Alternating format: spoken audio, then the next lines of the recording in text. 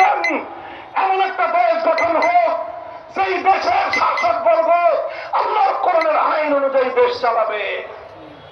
যদি 47 সালে পশ্চিম পাকিস্তানের খান পাঠানরা আমাদের সঙ্গে গাদ্দারি আর বিশ্বাসঘাতকতা না করত, এই জমিনে আল্লাহর কোরআনের খোদাই শরীয়তের শাসন ব্যবস্থা বাস্তবায়িত হতো।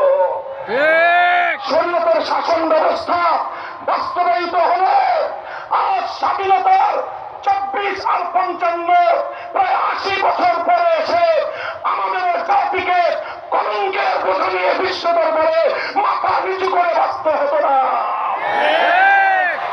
মোহতারাম হাজিরিন, এই জন্য আমরা বলি, হে জাতি, একটু সজাগ হও। তোমাদের পূর্বপুরুষদের সেই চেতনাকে আবার তোমরা একটু ধারণ করো।